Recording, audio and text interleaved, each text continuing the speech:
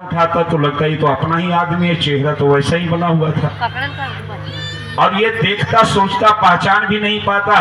तब तक के क्या था, तब तक के वो राक्षसी सेना जो कमी था वो राम की सेना को मारना शुरू कर दिया। और इस तरह से राम की सेना पीछे हटने लग गई, है ना। जब पीछे हटने लग गई तो ये जानकारी उस समय के सेनापति हमारे हनुमान जी थे। हनुमान जी का नाम आप लोगों ने सुना है? बोलो हाँ या ना? हाँ। इसका मतलब आप लोग डांटते हैं तो बोलते हैं, प्रेम से नहीं बोलते। हम जब भी डांट लगाते तो करते हाँ।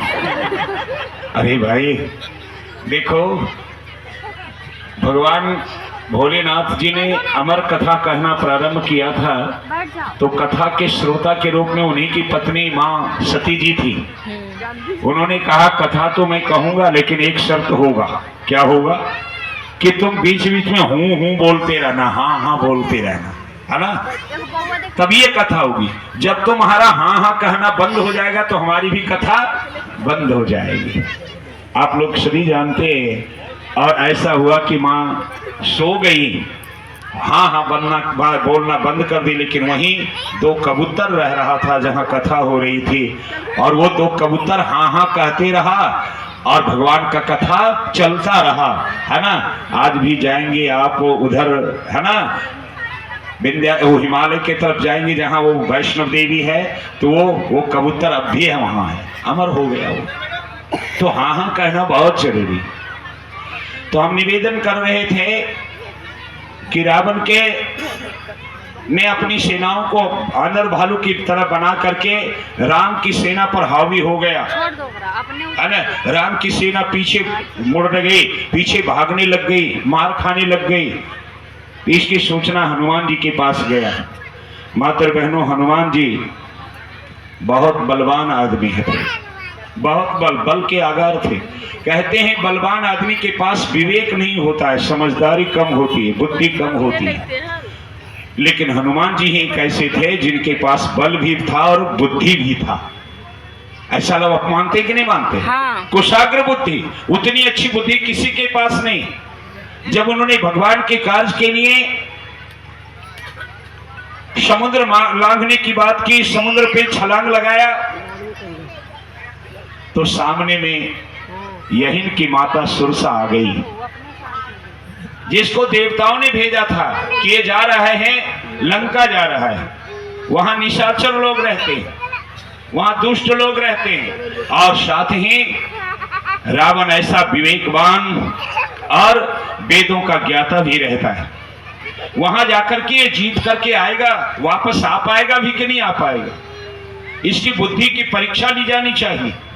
और बुद्धि की परीक्षा लेने के लिए वही यहिन की माता वहां खड़ी हो गई, सुरसा, और उन्होंने कहा आज मेरे ऊपर भगवान ने बड़ी कृपा की है कि आपको भोजन के रूप में मुझे भेजा है, तो मैं तो आपको आज खा ही जाऊंगा, है ना।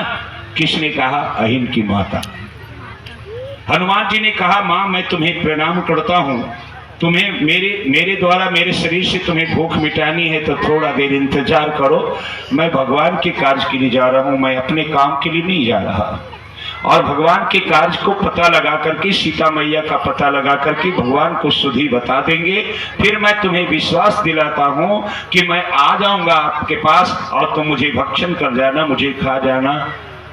लेकिन सुरसा मानने वाली नहीं थी। नहीं, आया हुआ शिकार को छोड़ा नहीं जाता है, तू नहीं आएगा तो, है ना। कहा नहीं मान आएंगे।